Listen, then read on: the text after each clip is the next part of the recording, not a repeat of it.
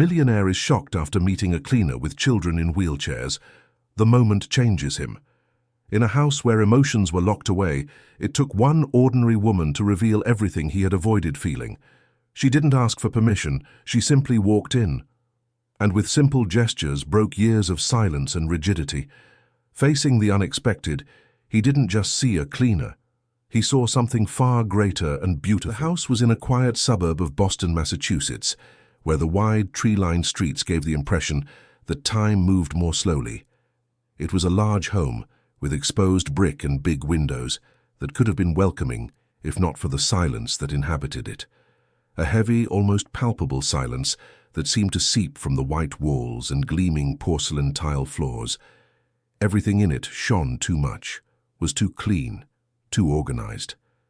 There wasn't a cushion out of place, not an open book on a table, not even a trace of a life being lived. It was as if the entire house was afraid to breathe. Ed Miller woke up every day at 5:40 in the morning, not because he liked it, but because the routine demanded it. The alarm went off with military precision, and he got up without hesitation, like a soldier answering a call. He showered in exactly 12 minutes, dressed in 7, and walked down the stairs, mentally counting the steps. 19. Always 19. On the first floor, he checked the thermostats, adjusted the ambient temperature, and verified that all the alarms were active. Only then did he go to the kitchen to make coffee. No sugar, no cream, just coffee, black and bitter, like everything in his life for the past 6 years. 6 years since Rebecca had left. He didn't like to use the word death. He preferred to say she had left, as if one day she might come back. But he knew she wouldn't. The cancer had taken not only the woman he loved, but also any trace of lightness he had ever known. Since then, Ed had dedicated himself to a single mission, to keep his sons alive, not happy, not fulfilled, just alive. And for that, everything had to be under control. The twins, Peter and Luke, were 10 years old. They were born prematurely, with complications that left them dependent on wheelchairs. Their neurological condition was complex, full of medical terms that Ed had memorized like mathematical formulas. He knew the medication schedules by heart, the exact dosages, the warning signs. He had printed spreadsheets taped to the refrigerator door, alarms programmed on his phone, protocols for every eventuality. He lived like someone managing a home-based intensive care unit where any slip-up could be fatal. The children woke up at 7, punctually. Ed would go up with their breakfast trays, oatmeal with fruit diced into perfect cubes, unsweetened natural juice and vitamins prescribed by their doctor. Everything measured, everything controlled. He helped them get dressed, checked the integrity of their chairs, and made sure their safety belts were adjusted. Then he took them to the therapy room he had set up on the 2nd floor. Physical therapists came 3 times a week to follow exercise protocols. On the other days, Ed himself applied the techniques he had learned in online courses. But between one session and another, between one alarm and another, what was there? Silence. Always the silence. Peter and Luke didn't complain. They had learned early on that their father didn't tolerate deviations. They stayed quiet in their rooms, looking out the window or playing with pre-approved educational games on their tablets. They didn't laugh loudly, didn't make messes, didn't ask for impossible things. They were disciplined, obedient, and profoundly lonely children. Ed hired assistants frequently, specialized women with impressive resumes and impeccable references. They came with their organized binders, their white lab coats, their professional expressions. They administered the medications, followed the protocols, and wrote detailed reports. But they didn't look the children in the eye. They didn't ask what they dreamed of, what scared them, what made them happy. To them, Peter and Luke were clinical cases, not people. And one by one, they left. Some because Ed fired them for minor mistakes, others because they couldn't stand the coldness of that house. It was on a rainy Tuesday in April that Marina Sullivan arrived. Ed received her at the door with his usual suspicion. She didn't have the appearance he expected. She wasn't wearing a lab coat, wasn't carrying a binder of documents. She wore a simple pair of jeans, a navy blue cotton shirt and worn-out sneakers. Her brown hair was tied back in a loose ponytail, a few rebellious strands escaping at the side. She must have been about 40, maybe younger. It was hard to tell. She had wrinkles around her eyes, but they were the wrinkles of someone who had smiled a lot, not just someone who had aged. "Good morning," she said, extending her hand. "I'm Marina." Ed shook her hand, sizing her up. Her hands were calloused, the hands of someone who works, who isn't afraid of effort. Her gaze was direct, without flattery, without fear. She walked in without ceremony when he opened the door, observing the house with attention, but without judgment. "The agency sent me your resume," Ed said, closing the door. "Do you have experience with children with special needs?" "I do," Marina answered, straight to the point. "I've worked in public schools, in rehabilitation centers, in private homes. But experience isn't just about technique. It's about seeing, listening, being present." Ed frowned. Nice words, he thought. But he'd heard plenty of nice words before. He led her to the living room where he had prepared a presentation. He showed her the medication spreadsheets, the schedules, the therapies, the dietary restrictions, the emergency protocols. Marina listened to it all in silence, just nodding from time to time. When he finished, she didn't ask about dosages or procedures. "And what do they like?" she asked. "What do you mean?" "The boys, Peter and Luke." "What do they like? What makes them smile?" Ed was silent. The question caught him off guard. No one had ever asked that before. They like educational games," he said, uncertain. "And documentaries. They watch shows about science." Marina smiled faintly, a small but genuine smile. "That's what you put on for them to watch. I asked what they like." "I don't know," Ed admitted, and the confession hurt more than he'd imagined. "That's okay," Marina said. "I'll find out." She was hired that same week. Ed laid out the rules. Arrive at 8, leave at 6, a list of daily tasks, a weekly report. Marina agreed to everything, but from the first day it was clear she would follow the rules in her own way. On the first morning she went up to the boys' room. Ed watched from the doorway, tense, ready to intervene. Peter and Luke were sitting in their chairs, quiet, their hands in their laps. They looked at Marina with the neutral expression they had learned to use with strangers. "Good morning," she said, crouching down to be at their level. "I'm Marina. You can just call me Mari if you want." The children didn't answer. They were used to formal treatment. "I'm going to be working here with you," Marina continued, "but before we start, I need to know something very important. Can you help me?" Peter, the more talkative of the two, gave a slight nod. "What's your favorite color?" The question was so simple, so common, that it seemed absurd in that context. Luke blinked, confused. Peter looked at his father, as if asking for permission to answer. "You can answer," Ed said, his tone clipped. "Blue," Peter murmured. "And you?" Marina looked at Luke. "Green," the boy said in a low voice. "Perfect," Marina smiled. "I'll remember that." In the following days, Marina did things that perplexed Ed. She opened the bedroom windows, even when he complained that the air conditioning was programmed to maintain the ideal temperature. She turned off the air purifier that ran 24 hours a day, saying the children needed to smell the rain. She brought a small radio from home and played music during meals. Not sugary kids' songs, but classic folk rock, soul music, even some blues. Things with melody, with soul.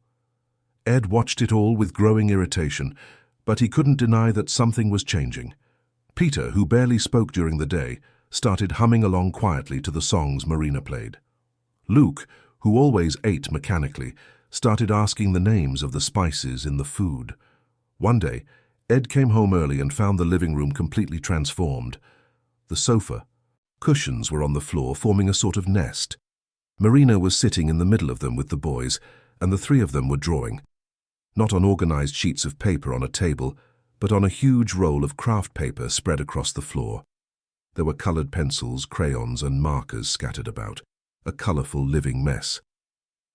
"What is going on here?" Ed's voice came out louder than he intended. Marina looked up, calm. "We're drawing. This wasn't on the day's schedule."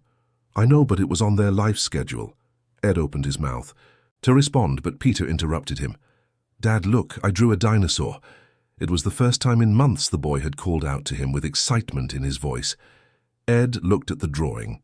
It was a childish sketch, disproportionate, full of colors that made no sense. A purple dinosaur with yellow spots. Completely imperfect, completely beautiful. It's very good," Ed said, not knowing what else to say. Marina smiled, but said nothing. She just went back to drawing with the boys as if Ed's presence was natural, welcome but not necessary. That night, when the house returned to silence and the children were asleep, Ed stayed awake for hours. Sitting in the armchair in his office, he looked at the photo of Rebecca on his desk. She was smiling in the picture, with that wide smile that could light up any room. He tried to remember the last time his sons had smiled like that. He tried to remember the last time he himself had allowed anything to get out of control. But control was all he had. Without it, what was left? The fear of losing his sons, the terror of failing, the guilt for the guilt. Not having saved Rebecca. Control was the wall that kept all of that on the outside, and now Marina was opening windows in that wall, letting in not just the wind, but also chaos. A colorful, musical, living chaos. He didn't know if he could handle it. But a small, frightened part of him wanted to try. In the following weeks, the transformation continued. Marina brought new things every day. One day it was a box of modeling clay.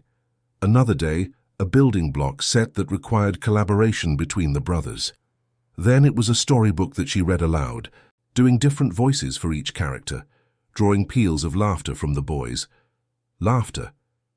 Ed couldn't remember the last time he had heard that sound in this house, but it wasn't just with the children that Marina acted differently. With Ed, she was firm, direct but never submissive. When he insisted on keeping the boys in the therapy room longer than necessary, she said no. When he wanted to cancel a trip to the backyard because it was cloudy, she argued against it.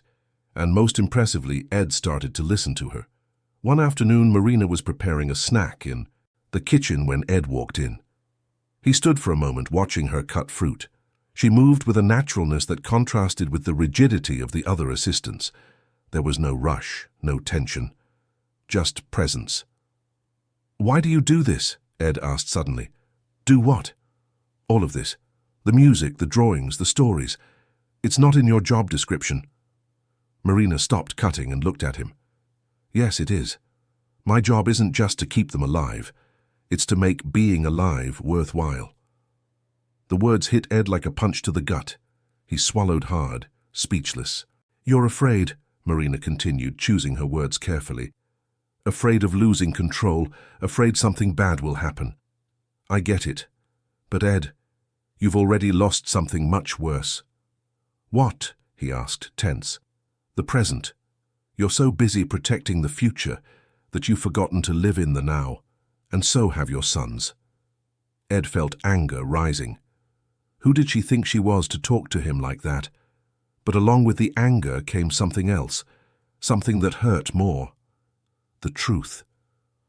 "I don't know how to do it any other way," he said finally, his voice almost a whisper. "Then learn," Marina said simply. "They can teach you, if you let them." That night, for the first time in years, Ed sat on the floor with his sons. Marina had gone home, but she'd left the colored pencils on the table. Peter and Luke looked at him, surprised when he picked up a piece of paper and started to draw. He didn't know how to draw, never had. But he tried. And when Luke laughed at the crooked stick figure he made, Ed laughed too. A small, rusty, but real laugh. And there, on the floor of that room that was starting to come to life, Ed understood that Marina hadn't just arrived to take care of his sons. She had arrived to teach all of them, including him, something they had forgotten: how to live. The days began to have a different texture. It wasn't an abrupt change, but a gradual one, like the sun rising slowly and painting the sky with different colors. Ed still woke up at 5:40, still checked the thermostats, still followed his protocols. But now, when he went down to the kitchen, he sometimes caught himself whistling softly. He wouldn't realize he was doing it until he stopped, surprised at himself, as if he'd caught a stranger inhabiting his body. Marina arrived every day at 8 o'clock sharp, never late, never early. She brought with her a worn-out cloth bag full of little surprises. One day it was nuts she had roasted herself. Another day a container of still-warm cheddar biscuits. Simple things, made with her own hands, that filled the house with smells Ed hadn't experienced in years. The smell of real food, of affection translated into flour and butter. The mornings gained their own rhythm. Marina no longer followed the rigid schedule Ed had established. She had created a new, more fluid routine where therapies happened but were interspersed with moments of play, conversation, and comfortable silence. Peter and Luke blossomed. There was no other word for it. They blossomed like plants finally receiving the right amount of sun and water. Luke, the quieter one, started asking questions. Lots of questions, about everything. Why was the sky blue? How did the motors on their wheelchairs work? Where did music come from? Marina answered all of them with patience, even when she didn't know the exact answer. In those moments, she and the boy would research together on the computer, turning curiosity into an adventure. Peter, meanwhile, discovered he had a talent for stories. He invented wild narratives about wheelchair-bound superheroes who saved the world, about dragons that lived in the basement, about expeditions to distant planets. Marina listened to everything with genuine attention, asking questions, suggesting plot twists, encouraging the boy's imagination to fly higher and higher. Ed watched it all from a distance, still unsure how to participate. He would come home from work and find the house different every day. One day there were drawings taped to the fridge. Another day, a cardboard model of the solar system occupied the dining room table. The wheelchairs were no longer just mobility devices. They became spaceships, race cars, thrones for kings and queens. "You need to see this," Marina said one afternoon, holding up her phone. Ed came closer, curious. On the screen, a video recorded earlier showed Peter and Luke laughing as they made giant soap bubbles in the backyard. Iridescent bubbles floated through the air, reflecting the afternoon sun. The boys tried to pop the biggest ones, competing with each other, shouting with joy. Ed watched and felt something strange in his chest. It was as if someone had squeezed and released his heart at the same time. "They're happy," Marina said simply.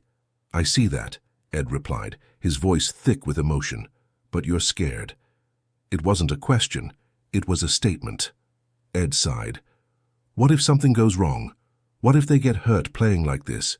What if they never get the chance to be real kids?" Marina finished, her tone gentle but firm. "Ed, accidents can happen. But a life without risk isn't a life either. It's just survival." He knew she was right. He knew it. But accepting it was another story. For years, Ed had built walls to protect his sons, and now Marina was showing him that those walls were also imprisoning them. The weeks passed, and the relationship between Ed and Marina took on new contours. It wasn't just professional. There was something more, something neither of them knew how to name or wanted to admit. Little moments. A glance that lasted a second too long. A shared smile when the children did something funny. The comfortable silence when they stayed in the kitchen after the boys were asleep, she organizing things for the next day, he reviewing work emails. One night Ed made coffee, 2 mugs. He offered one to Marina without a word. She accepted, also in silence.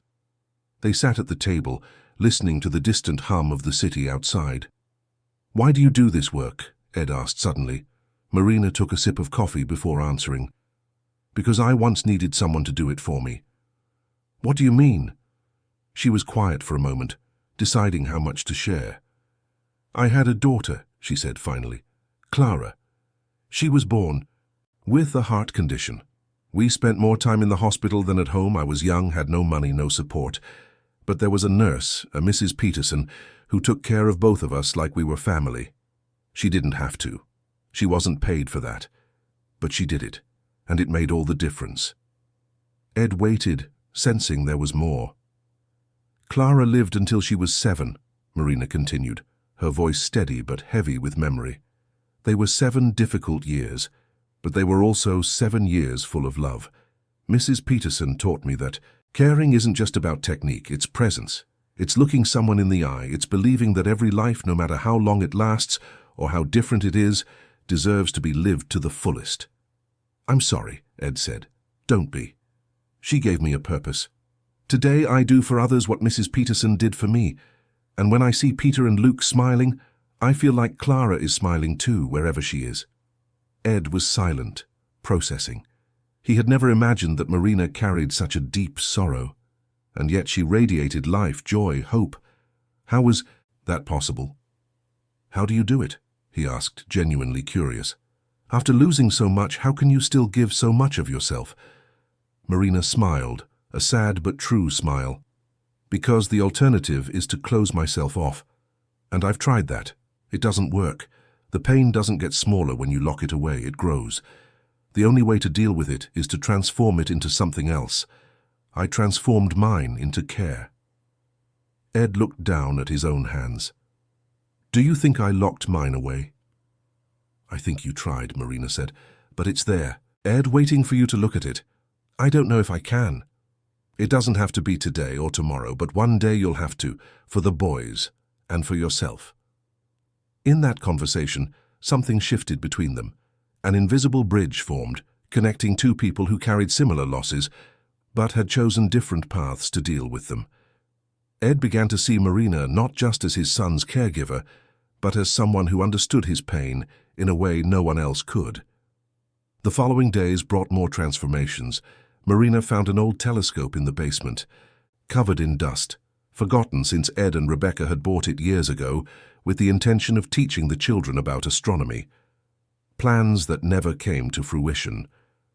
Marina cleaned the telescope, adjusted the lenses, and on a clear night, set it up in the backyard. "Come and see," she called to the children. Peter and Luke, already in their pajamas, were brought out to the yard in their chairs. Ed followed, curious. The sky was full of stars, a rare sight in Boston because of the light pollution, but that night was clear. "Look here," Marina said, adjusting the telescope. "Can you see it?" Luke was first. He put his eye to the eyepiece and his eyes widened. "It's the moon. You can see the craters." Peter went next, amazed. "It's true. It looks like you can touch it." Ed watched his sons, moved. When was the last time he had looked at the sky like this? When had he stopped wondering about the universe, about infinity, about everything that existed beyond the walls of that house? "Want to see?" Marina offered.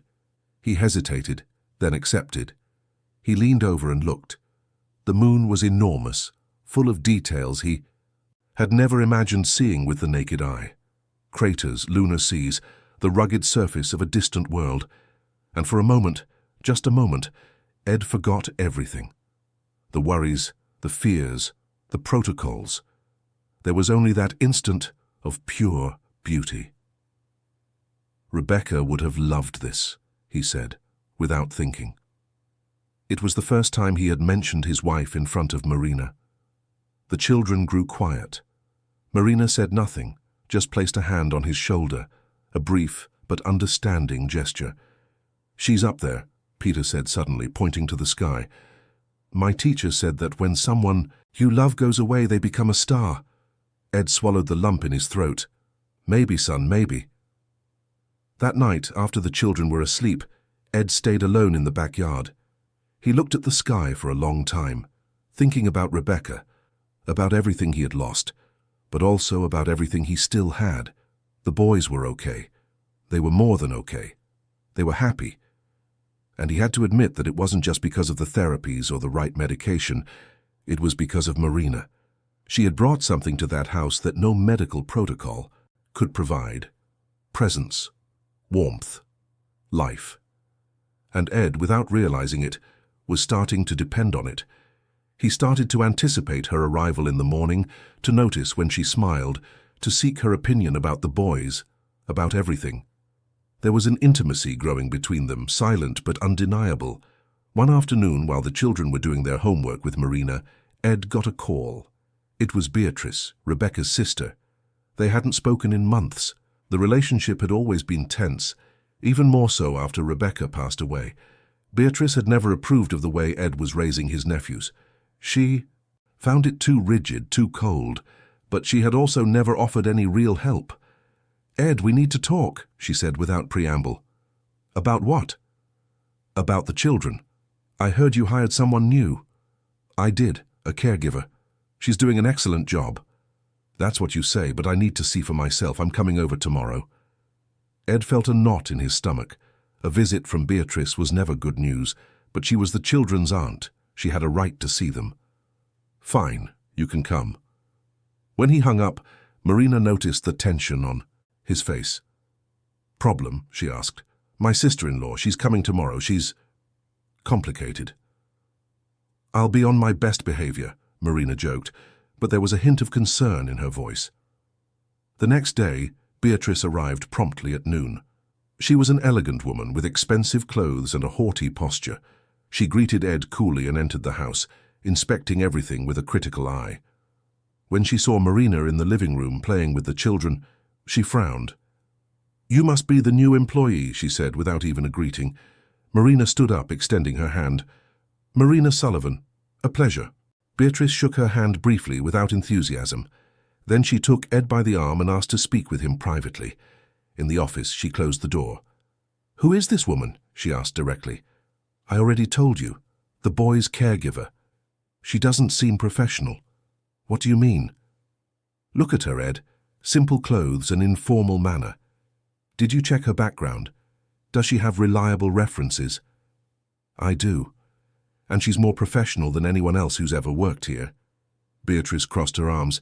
"I don't trust her, and I think you're letting things get out of control. The children need discipline, a routine. They have a routine, it's just not a prison anymore." "Ed!" Beatrice's voice rose. "You're getting emotionally involved with this woman. I can see it, and that's dangerous for the boys. It's none of your business." "Yes, it is. Rebecca made me promise I'd look after them if anything went wrong, and I see you straying from common sense." "On the contrary, I'm finally getting closer to my sons." The argument escalated, growing more heated. Beatrice threatened to seek legal help to question Ed's fitness as a father. He, in turn, defended Marina and the new dynamic of the house with a vehemence that surprised him. When Beatrice finally left, the house felt tense. Marina noticed but didn't ask anything. She just continued her work, caring for the children with the same dedication as always. But Beatrice's visit had planted a seed of doubt in Ed's mind, and that seed began to grow, fed by the fear he had never completely overcome. Fear of losing control, fear of making a mistake, fear of allowing himself to feel again. Marina noticed the change. Ed became more distant, more formal.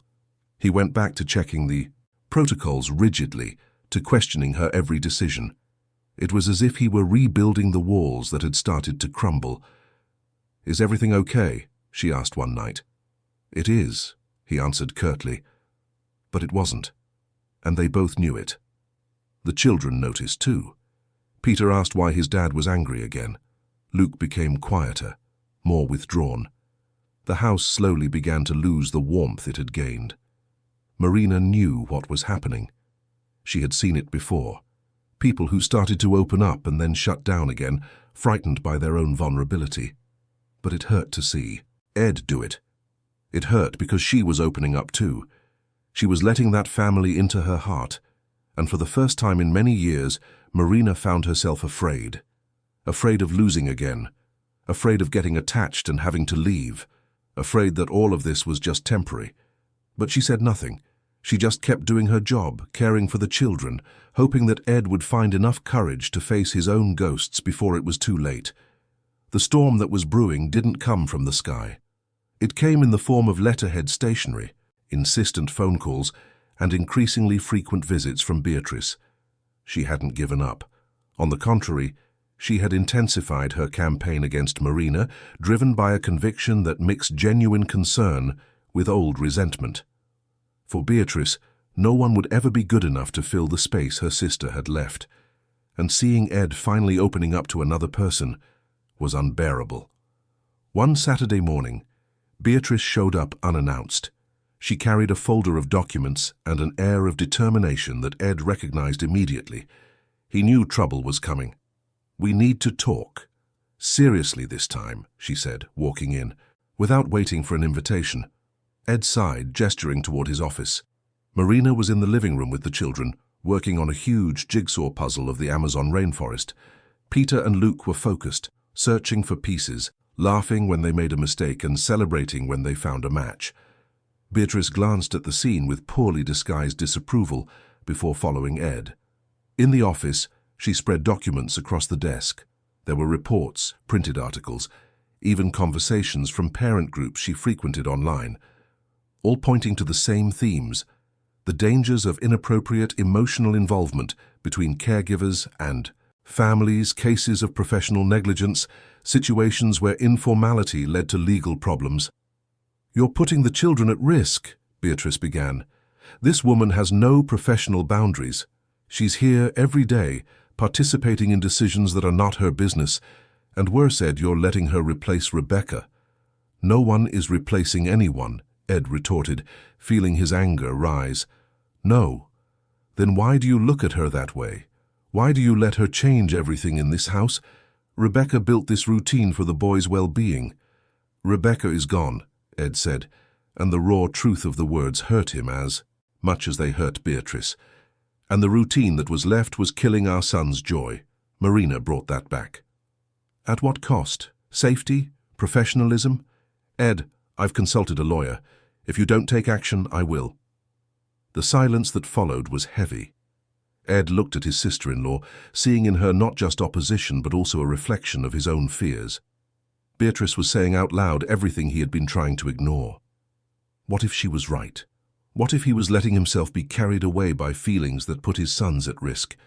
What if Marina suddenly left them all devastated? "What do you want me to do?" he asked, tired. "Let her go, hire someone truly professional, someone with clear boundaries, and if you can't do it yourself, I'll arrange it." "You don't have that right." "Yes, I do, as their aunt, as someone Rebecca trusted, and if necessary, I will go to the courts to ensure they get the proper care." Ed felt the weight of those words. Beatrice wasn't bluffing. She had the means, the determination, and worse, she had arguments that the law might consider valid. A legal battle would be devastating for everyone, especially for Peter and Luke. "Give me some time," he said finally. "I'll handle it. 2 weeks. After that, I take action." When Beatrice left, Ed stayed alone in his office for a long time. He could hear the children's laughter coming from the living room. He could hear Marina's soft voice telling a story. It all sounded so right, so true, but it also sounded dangerous, because getting attached meant you could lose, and Ed didn't know if he could survive another loss. The following days were agony. Ed avoided Marina, communicating only through texts about practical matters. He came home late, left early. When they had to be in the same room, he maintained a cold, professional distance. Marina tried to ask what was wrong, but he brushed her off. The children suffered immediately. Peter became irritable. Luke started having nightmares again. The house began to return to that heavy atmosphere from before, as if the walls were closing in again. Marina knew something serious had happened, but she couldn't figure out what. She tried to maintain a sense of normalcy, but it was hard to ignore the change in Ed, and it hurt. It hurt more than she had imagined, because at some point, without quite realizing when, she had started to look at that house as if it were her own, at those children as if they were her own, and at Ed with a feeling she didn't dare to name. It was on a Thursday night that Ed finally made the decision, or rather he let fear make it for him. He waited for Marina to finish putting the children to bed. He asked her to come down to the living room. He had prepared a speech, but when she appeared, with that look of concern that was also so welcoming, all the planned words vanished. "Marina, I need to—" he began and stopped. He took a deep breath. "I need to end your employment here." The silence that followed was deafening. Marina blinked, as if she hadn't understood. "What?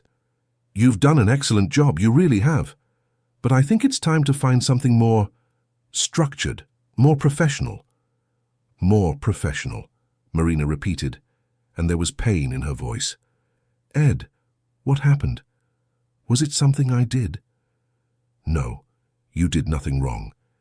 It's just, It's better this way. Better for whom? For everyone. Marina looked at him for a long moment.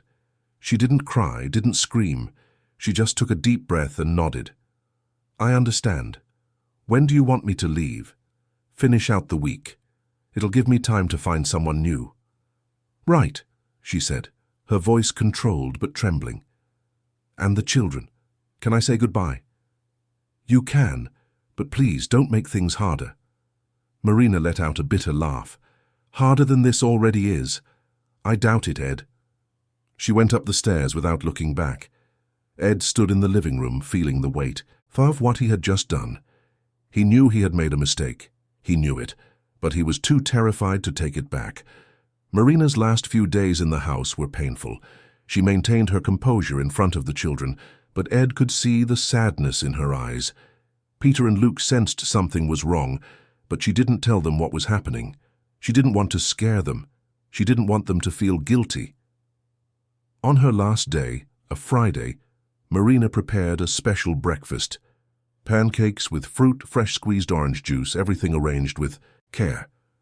She helped the children get dressed, told them stories, played with them as always.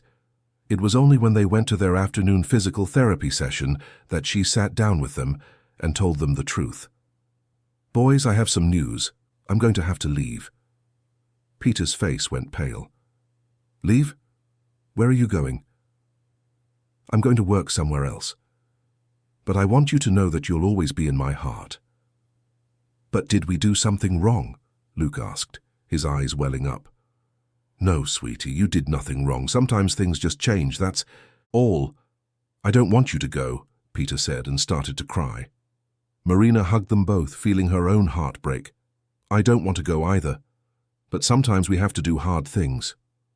When Ed got home that afternoon, he found the children crying in their room. Marina was gathering her things to leave. He stopped at the door of the boys' room, seeing the damage his decision had caused. Luke was sobbing quietly. Peter's face was red from crying. Dad, why is Mari leaving? Peter asked between sobs.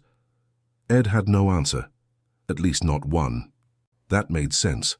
Because I'm scared. Because I don't know how to deal with what I'm feeling. Because I'm running away again, like I always do. Sometimes things have to change, was all he could manage.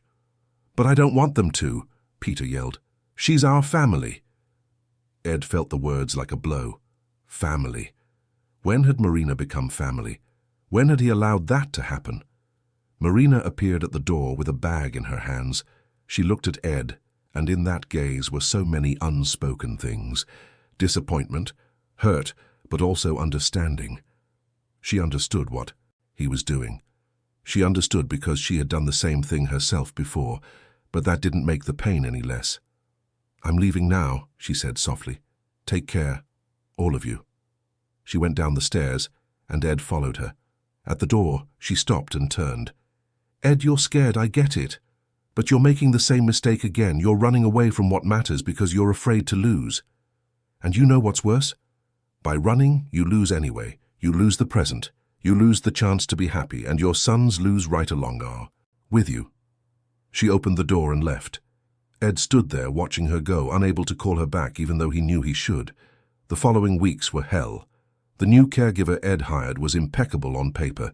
She followed every protocol, had vast experience, excellent references, but she was cold, mechanical. She did everything right, but there was no life in her gestures.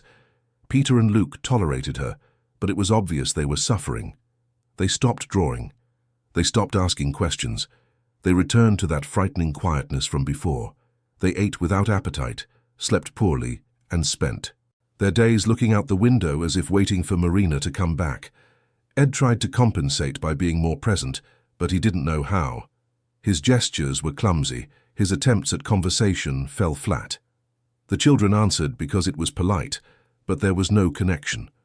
Beatrice visited and declared herself satisfied with the change, but even she could see that something was wrong. One night, Ed found Luke crying in his room. He sat down beside the boy's chair. What's wrong, son? I miss her, Dad. I miss her so much. I know. Why did you... Send her away? Was it because of us? The question broke Ed's heart. No, it wasn't because of you. It was because of me. Then bring her back. It's not that simple. Yes, it is, Luke said, with the brutal clarity of a child. You're scared. But fear isn't supposed to be the boss of us. Mari used to say that. Ed looked at his son and saw a wisdom he himself lacked. At 10 years old, Luke understood something fundamental that Ed had spent his whole life trying to avoid. Fear was a choice, and he had chosen wrong. That night, alone in his room, Ed cried. He cried for the first time since Rebecca's funeral. He cried for everything he had lost and for everything he was losing again. He cried for the wife he had loved, for the sons he couldn't reach, for the woman he had pushed away just when she mattered most. And in the midst of the tears, a clarity emerged, precise and painful. He had to do something. He couldn't leave things like this. He couldn't repeat the same pattern of escape. Not this time. The next day, Ed skipped work for the Ed skipped. First time in years. He left the children with the caregiver and went to find Marina. He didn't have her address, only knew that she worked in public schools. He called the agency that had recommended her and managed to get the contact information for the school where she often worked. He found her at a public school in a working-class neighborhood on the outskirts of Boston. She was in the schoolyard, surrounded by children, coordinating a painting activity. She wore the same simple clothes as always, had paint on her hands and was smiling. That smile that Ed realized he needed to see every day. When she saw him, the smile faltered. She finished the activity, asked another monitor to take over, and came toward him. "What are you doing here?" she asked, without hostility, just curiosity. "I need to talk to you." "Look, Ed, if this is about... Please, just listen to me." They moved away from the children, to a corner of the yard. Ed took a deep breath. "I was wrong. So wrong. I got scared, and I ran, like I always do. I sent you away because I was starting to feel things I hadn't felt in years, and it terrified me." Marina looked at him, waiting. The kids are suffering. The house is back to being that cold place it was before, and I realized I don't want that. Not for them, not for me. "And what do you want?" "I want you to come back. Please." Marina shook her head. "No, Ed, not like this." "What do you mean?" "I'm not coming back just to be disposable. I'm not coming back so that when you get scared again, you can send me away another time. I deserve more than that." "You do." Eddie agreed. "And I want to give you more. I want you to be part of our family, for real. Not as an employee, but as someone who matters. Because you matter, Marina. To me, to the boys. You changed everything." Marina felt her eyes sting. "And what if I come back and you run away again?" "I won't run, I promise. I'll fight the fear. I'll try to be different. But I need your help. I need you." She was silent for a long moment. Then, finally, she nodded. "I'll think about it. But you need to prove you've changed. Words are easy, Ed. I want to see actions." "You will. I promise." Marina smiled, for the first time since he'd arrived. A small, cautious smile, but full of hope. And Ed knew he had a second chance. Now he just needed the courage not to waste it. The change didn't happen overnight. Ed knew that words alone wouldn't be enough. He needed actions, concrete gestures that would show Marina, the children, and himself that this time would be different.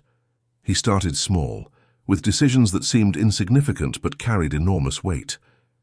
The first thing he did was let the new caregiver go, not cruelly but with honesty. He explained that he had made a mistake, that the position was no longer necessary. Then he restructured his own work schedule. He started leaving the office earlier, turned down projects that would keep him out late, and delegated responsibilities he had once insisted on centralizing, all to be more present at home. In the first few days, without any outside help, he faced the raw reality of caring for his sons alone. It was hard. He burned dinner twice, forgot a medication, was late for appointments, but he kept trying. Peter and Luke, surprised at first, began to help. They showed him where things were, reminded him of schedules, and taught their father things Marina had taught them. It was Luke who suggested they resume their stargazing. Ed cleaned the telescope again, and on clear nights he set it up in the backyard. Father and sons would spend hours there, naming constellations, making up stories about the stars, letting the vastness of the universe put their problems into perspective. Peter asked if they could start drawing again. Ed bought craft paper, colored pencils, and tempera paint. They would spread the paper on the living room floor and draw together. At first, Ed felt ridiculous, awkward, but slowly he loosened up, laughing at his own disproportionate drawings, celebrating his son's creations. The house began to change. It didn't return to its former sterility, but it didn't yet have the warmth Marina had brought. It was a middle ground, a transition.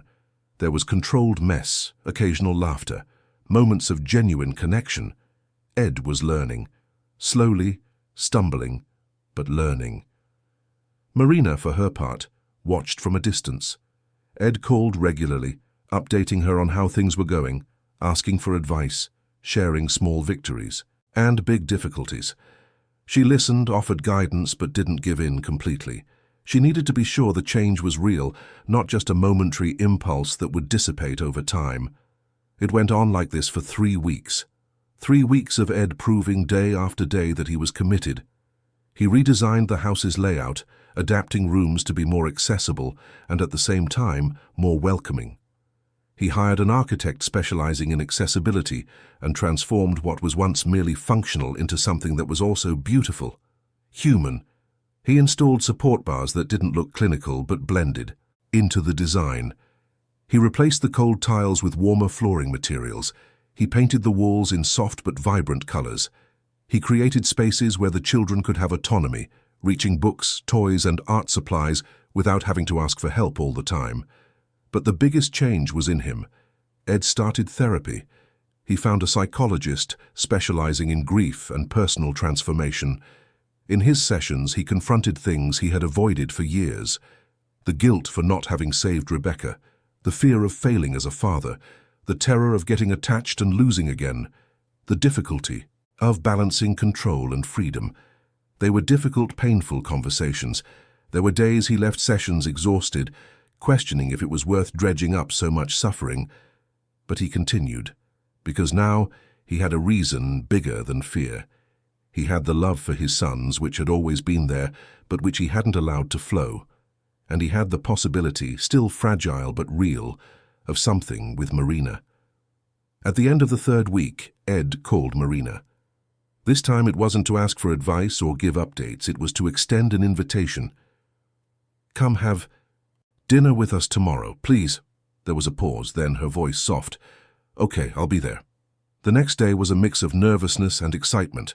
Ed and the children spent the whole afternoon preparing. They made lasagna, Peter's favorite. Luke helped make a salad, carefully chopping vegetables under supervision. Ed baked a chocolate cake, which came out lopsided, but smelled wonderful. They set the table with care, put out candles, and arranged flowers from the garden in a makeshift vase. When Marina arrived at 7 that evening, the scene she found moved her. The table was set, the house smelled of home-cooked food, and a father and his sons were waiting for her with anxious smiles. Peter and Luke came to her in their chairs, wrapping her in tight hugs. "I missed you so much," Peter said, his voice muffled against her shoulder. "I missed you too, sweetie, I really did." They had dinner together, talking, laughing, sharing stories from the past few weeks. Ed told her about his kitchen disasters, the children about their new discoveries with the telescope. Marina talked about her work at the school, the kids she helped, the small victories of her day-to-day life. There was a lightness in the air, but also an unresolved tension. Everyone knew this dinner was more than just a dinner. It was a test, an evaluation, a possible new beginning. After the children went to their rooms, Ed and Marina stayed in the living room. He made coffee just like that night weeks ago when she had shared the story of Clara. They sat at the table, the silence comfortable but charged with expectation. "I've changed," Ed began. "Not completely. I'm not cured of everything. But I'm trying. I started therapy. I've redone the house. I'm learning to be a real father, not just a guardian." Marina took a sip of coffee. "I can see that, and I'm proud of you. But I need you to know something," Ed continued. I didn't send you away just because Beatrice pressured me. It was more than that. It was because I realized I was falling in love with you and it terrified me. The silence that followed was absolute. Marina placed her cup on the table carefully. Ed, I know it's complicated. I know there's the professional issue, that the boys are in the middle of it, that there are 1,000 reasons it shouldn't work. But I also know that when you're here, everything makes sense. The house has life, the boys blossom, and I feel whole for the first time in years. Marina closed her eyes for a moment. When she opened them, they were moist. Do you know what hurt the most when you sent me away? It wasn't losing the job. It was realizing that to you I was disposable, that as soon as things got hard, you discarded me, and I swore to myself I would never let anyone make me feel that way again. I know, and it was cruel of me. But Marina, I'm here on my knees if I have to be, asking for a chance to show you that you're not disposable, that you're essential, not just for the boys, but for me too. And what if you get scared again? I will, I'm sure I will, but next time instead of running, I'll talk. I'll come to you, I'll face the fear with you. I've learned that running only makes the pain worse. Marina took a deep breath. She had had a daughter, an irreparable loss. She had learned to transform pain into care, but she had also built her own walls. Coming back meant allowing herself to love again, to risk again, possibly to suffer again. But looking at Ed, seeing the vulnerability in those eyes that were once so closed off, she felt it was worth the risk. Okay, she said finally. I'll come back, but on a few conditions. Anything. First, I'm not an employee. I'm part of the family. That means a voice in decisions, respect, real participation. Agreed. Second, if at any point you feel scared or doubtful, you tell me. You don't push me away. We face it together. Deal. And third, Marina hesitated, then continued. We take it slow. I have my own fears, my own scars. I need time to trust completely. We have all the time in the world, Ed said, and reached for her hand. Marina took it, sealing the deal. Her return wasn't triumphant, it was natural. The next day she arrived at 8, as always, with her cloth bag, her calm smile, her presence that transformed any space. The children greeted her with explosive joy, hugs, happy tears, questions about when they would start their activities again. The routine was re-established, but it was different. Now Ed participated. He came home earlier, had dinner with everyone, listened to the stories of the day, contributed ideas. Marina was no longer solely responsible for bringing life to that house. It was a partnership. Beatrice, of course, was not pleased. 2 weeks after Marina's return, she showed up unannounced, ready for a fight. But what she found disarmed her. The house was alive, yes, but also organized. The children were well cared for, the medical protocols were being followed, but they were integrated into a routine that also included art, music, play, and learning. More than that, she found a transformed Ed, present, engaged, happy. And Marina was no longer just the caregiver. She was part of the family in a way that couldn't be legally questioned, because there was nothing inappropriate, just love, respect, and a genuine partnership. I need to talk to you, Beatrice said to Ed, her tone less aggressive than before. They talked in the office. Beatrice looked at the documents she had prepared, the arguments she had rehearsed, and realized they no longer made sense. Ed was no longer that closed-off man who needed to be saved from himself. He was someone who had found balance. I just wanted what was best for them, Beatrice said, and for the first time there was vulnerability in her voice. Rebecca made me promise. I know, Ed replied gently, and you kept your promise. You forced me to face truths I was avoiding. But we're okay now. The boys are okay, and Marina is a part of that. Beatrice looked out the office window, watching Marina in the backyard with Peter and Luke. They were flying adapted kites, specially designed so the children could control them from their chairs. Their laughter echoed through the garden. She loves them, Beatrice said, more to herself than to Ed. She does, and they love her, and I do too. Beatrice sighed, defeated but relieved. Okay, I'll stop. But I want to visit regularly. I want to be part of their lives. You always were, Ed said, and you'll always be welcome. It was a truce. Imperfect, still laden with old tensions, but real. Beatrice started visiting every other week, with no hidden agenda, just as an aunt. And slowly she even developed a respect for Marina, recognizing in her something Rebecca would have appreciated: genuine dedication, immeasurable love, a transformative presence. The months passed. The relationship between Ed and Marina evolved at its own pace. There was no grand declaration of love, no cinematic moment, just small daily gestures that built something solid. A lingering glance, a hand finding another's in passing, a shared smile when the children did something funny.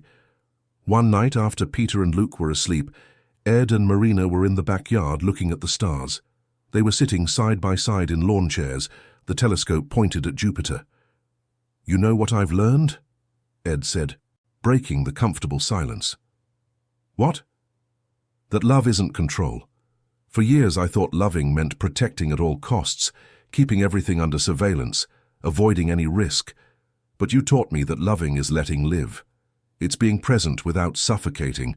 It's accepting the risk because the alternative is worse." Marina smiled in the dark. "You're a fast learner. I had a good teacher." She rested her head on his shoulder. Ed sat very still, savoring the moment, the warmth of that simple but significant gesture. "Marina," he said softly, "stay. Not just for tonight, not just for tomorrow. Stay, for real. Be a part of this family officially." She lifted her head, looking at him. "Are you proposing to me?" "Not yet. First, I'm asking you to live here, with us, for this to be your home as much as it is ours. Marriage can come later if you want. But for now, I just want you to know you have a place here, a permanent one." Marina felt her eyes sting. For years, she had lived without truly belonging anywhere. She had her small apartment, her temporary jobs, her fleeting connections. But here in this house she had helped transform. With these people she had learned to love. She had finally found something she had been searching for, without knowing it: belonging. "Yes," she said, "I'll stay." Her move was gradual. She brought her things over a little at a time, filling empty spaces with objects that told her story. Photos of Clara, beloved books, plants she cared for tenderly. The house absorbed it all, becoming more and more a true home. The children flourished even more. With Marina living there, the sense of permanence gave them security. They no longer had to fear waking up to find she was gone. She was there every morning, every night, an inseparable part of their lives. A year later, on an ordinary Saturday night, Ed gathered everyone in the living room. He had something important to say. Peter and Luke were curious, Marina serene but attentive. "You know, this has been a year of many changes," Ed began.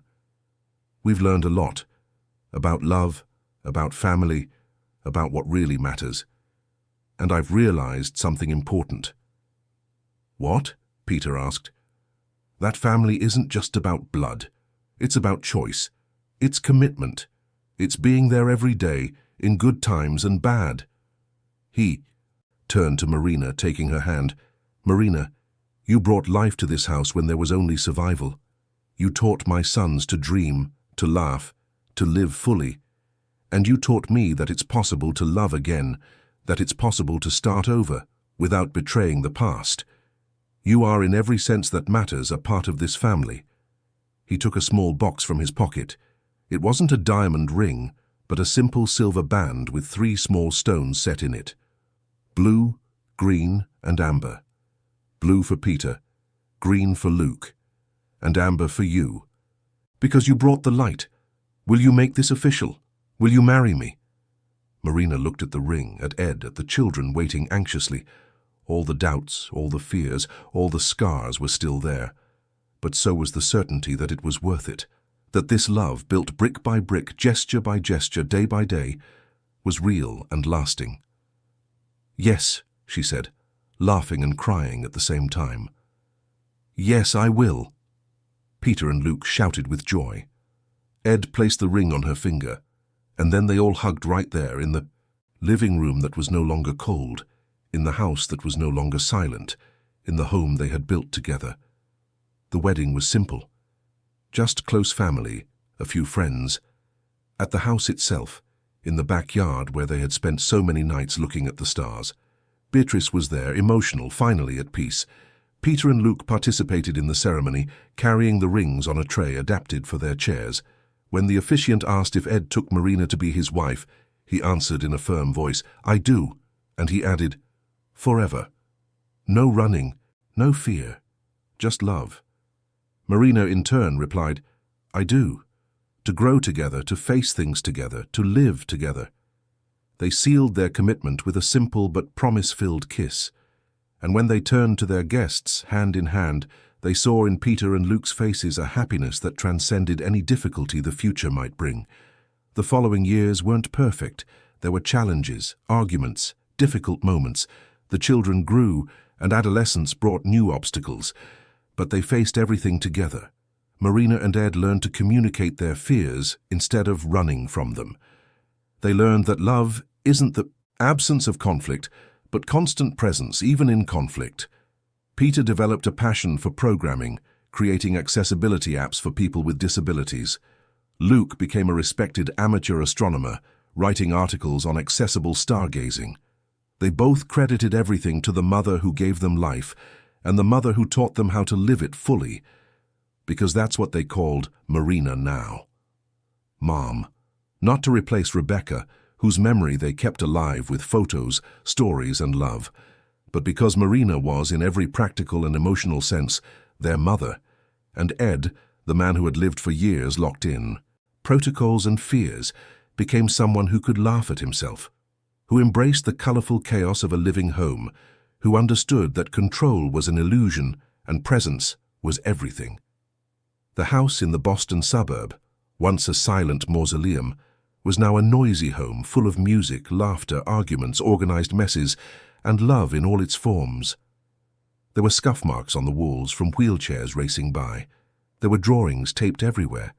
There was the smell of food being prepared with love, the sounds of life being lived to the fullest. And every night when the day ended, and the house finally quieted down, Ed and Marina would meet in the backyard. They would look at the starry sky, hands intertwined, and be grateful. For the second chance, for the courage to start over, for the family they had built together. Because in the end they had learned the simplest and hardest truth of all, that living isn't just surviving, that loving is a risk, that family is who stays, and that sometimes, in the midst of chaos and imperfection, we find exactly what we needed. Not what we planned, not what we imagined, but something infinitely better. Something real, something that remains. They all stayed, and they were happy. Not perfectly, but truly, and that was more than enough. 3 years had passed since the wedding. Life followed its natural course, with highs and lows, achievements and challenges, but always with the certainty that they were together. Peter and Luke were 13 now, and adolescence was knocking at the door with all its complexity. Ed and Marina navigated these waters with patience, not always getting it right, but always present. It was on an ordinary Tuesday morning that everything changed. Marina was in the kitchen making coffee, when she felt a sudden wave of dizziness. She held onto the sink, waiting for it to pass. It did. But it came back the next day, and the next, accompanied by a fatigue that wasn't normal, by aches she tried to ignore, but that became impossible to hide. Ed noticed. Of course he noticed. He knew every expression on her face, every gesture, every silence. He saw her leaning on the counter for too long, saw her closing her eyes as if gathering strength to continue, saw when her smile didn't reach her eyes. "Marina, you need to see." A doctor," he said one night after the children were asleep. "I'm fine, it's just exhaustion." "It's not just exhaustion, please let me make an appointment." She hesitated. She was afraid of doctors, of hospitals, of everything that reminded her of Clara's last days. But she saw the genuine concern in Ed's eyes and agreed. The tests started simple, a blood panel, a basic checkup. Then they became more complex. A CT scan, an MRI, a biopsy. Each new test brought more tension, more heavy silences, more sleepless nights waiting for results. Ed lived through those weeks in a state of contained terror.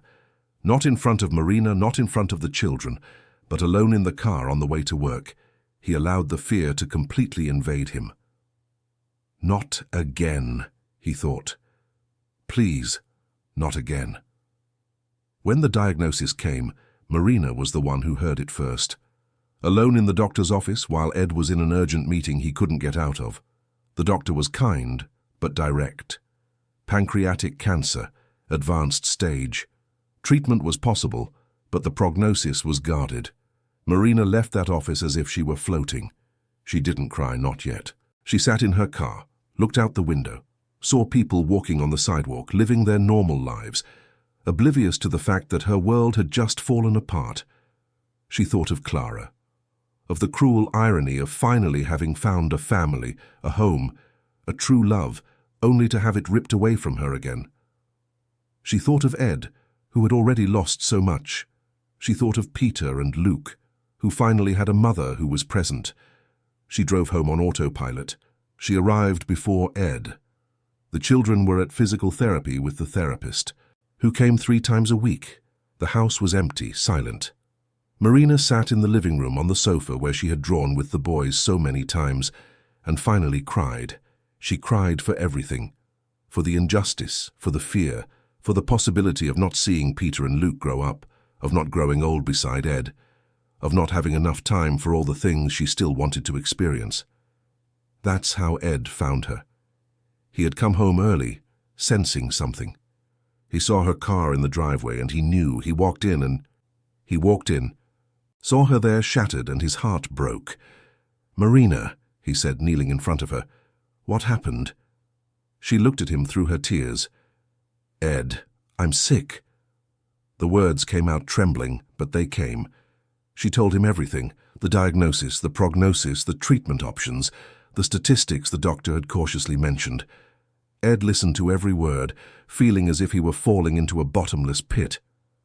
When she finished, he pulled her into a tight hug. "We don't know anything for sure yet," he said, his voice firm even as his world was collapsing. "We'll get a second opinion, a third, as many as it takes. We're going to fight. Ed, what if? No. We're not going to think about what if. We're going to think about treatment, about hope, about doing everything in our power." But there was something different this time. Ed wasn't denying reality, wasn't closing himself off. He was facing it. He had learned that running from pain didn't diminish it. He had learned that the only way through the dark valley was to walk, not run. They told the children that same night. Not all the details, not the frightening statistics, but the essential truth. Marina was sick. She would need treatment. It would be a difficult time. Peter became very quiet. Luke started to cry. Ed held them both, while Marina explained that they would do everything possible, that they had hope, that they were not alone. "Are you going to be okay?" Peter asked, his voice small. "I'm going to do everything I can to be," Marina answered honestly, "and you're going to help me by being strong, by continuing your lives, by giving me reasons to fight." In the following days, they organized themselves like an army preparing for battle. Ed researched the best oncologists in the country, made appointments in New York City and Philadelphia, sought opinions from international specialists via telemedicine. Marina, for her part, prepared herself emotionally. She resumed meditation practices she had abandoned years ago, spoke with a psychologist specializing in oncology patients, and allowed herself to feel the fear but not be paralyzed by it. Peter and Luke each reacted in their own way. Peter threw himself into his studies, as if good grades could somehow influence fate. Luke became more clingy, needing more hugs, more talks, more reassurances that no one could give, but that everyone offered anyway. Beatrice, when she found out, surprised everyone. She showed up at the house not with judgments or criticisms, but with prepared meals, with offers of practical help, with a tight hug for Marina that said more than 1,000 words. The two women, who had had such a difficult start, found an unexpected connection in shared pain. "I know I was hard on you," Beatrice said one afternoon while helping to organize the kitchen, "but I want you to know that you brought light to this house, to my nephews, to Ed, and I'm going. to do everything I can to help now." "Thank you," Marina said, genuinely touched. "That means a lot." The treatment began aggressively. Intense chemotherapy left Marina exhausted, nauseous, drained of all strength. There were days she could barely get out of bed. Ed took over everything she did in the children's routine, with help from Beatrice and a support network that formed naturally. Neighbors brought food, friends offered to take the kids to physical therapy, the community mobilized. But Marina fought to maintain some normalcy. On the days she felt even slightly better, she insisted on having breakfast with the children, on hearing about their day, on being present even when her presence required a Herculean effort. Peter created a simple but touching app, a digital diary where he recorded messages of encouragement for his mom, favorite memories, plans for the future. Every day he added something new. Marina read it all, crying and smiling at the same time. Luke, meanwhile, used his telescope to create a photographic record of the night sky. Every clear night, he photographed different constellations and printed the images, creating an album he called Our Universe. "Because you guys taught me to look up," he explained. "Now I want to save the sky forever." Ed discovered reserves of strength he didn't know he had. He woke up early, made breakfast, took the kids to school, went to work, rushed back to accompany Marina to her chemo sessions, picked up the kids, made dinner, helped with homework, put everyone to bed. And only then, when the house finally fell silent, did he allow himself to sit beside Marina's bed and just exist in their shared fear. "You don't have to be strong all the time," Marina said one of those nights, holding his hand. "I have two for you, for the kids. No, you have to be human. You can be scared, you can cry, you can be weak. I won't break if you show me you're afraid." Ed looked at her, so physically fragile but so strong in spirit, and he fell apart. He cried as he hadn't cried since that night years ago. He cried out all the fear, all the helplessness, all the love that was overflowing, and the anguish of potentially losing her. Marina held him as he wept, stroking his hair, being his strength when he had always been hers.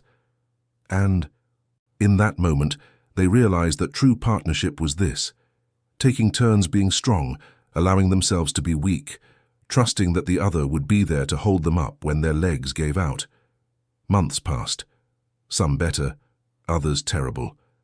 The chemotherapy was working, but with brutal side effects.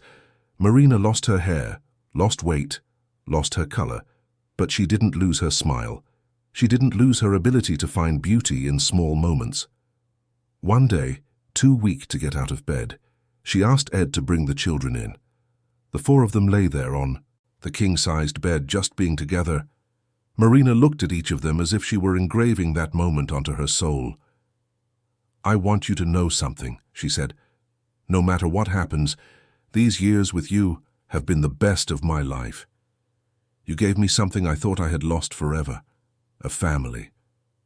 "You're going to get better," Luke said stubbornly. "You have to." "I'm fighting, my love.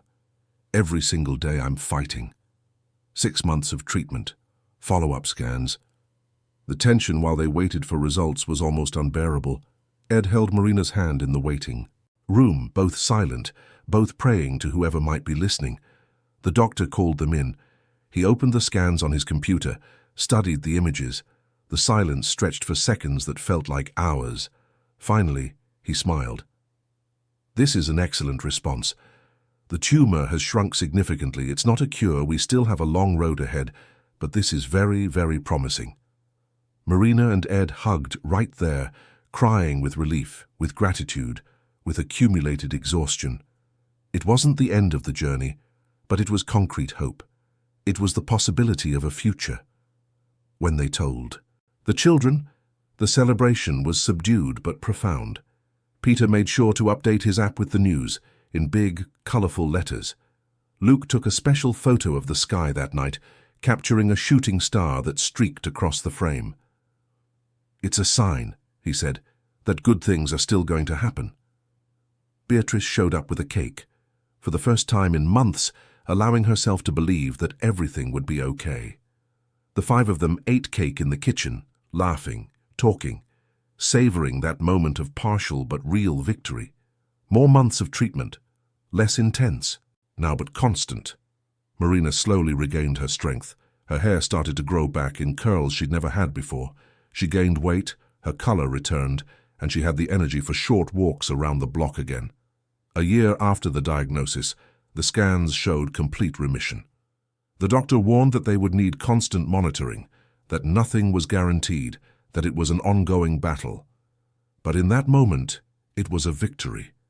It was life won back. Marina cried. She cried with joy, with relief, with gratitude for every extra day she would have. Ed held her, whispering promises of all the years they would still live together, of all the stars they would still watch, of all the sunrises they would still witness. The children, now 14, had matured impressively during that difficult year. They had learned about fragility and strength, about hope and reality, about a love that persists even when all seems lost. That night the family gathered in the backyard. The telescope was set up, pointed at a gigantic full moon. But before looking through it, they just stood there, the four of them, holding hands in an imperfect but complete circle.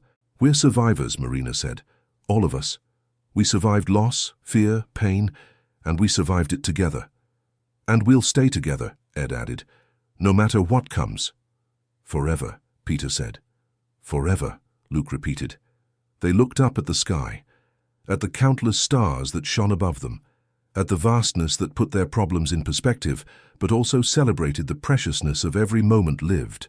And there, in that backyard in a Boston suburb, on that full moon night, that imperfect family formed by choice as much as by blood, tested by pain but strengthened by love, renewed their commitment to be present, to fight together, to live fully every day they were given, because they had learned the most important lesson, that life comes with no guarantees, that tomorrow is not a promise, but that today, the now, the present moment, is all we truly have. And when we live that moment with the right people, when we love without reservation, when we allow ourselves to be both vulnerable and strong, we transform the ordinary into the extraordinary. The illness had changed Marina, it had changed all of them, but it hadn't broken them. If anything, it had made them more aware of every smile, every hug, every word of love. They now lived with the intensity of those who have known the fragility of existence and have chosen, in spite of it, to believe in the future. And when they finally looked through the telescope that night, seeing the moon in stunning detail, every crater a story, every mark a battle survived, they understood that they were like that too, marked but whole, scarred but alive, different from who they were before, but infinitely stronger. The journey wasn't over, it would never be over, but they were ready to continue, together as it always should be, as it always would be as long as they had a choice, and they chose love. Every single day they chose love.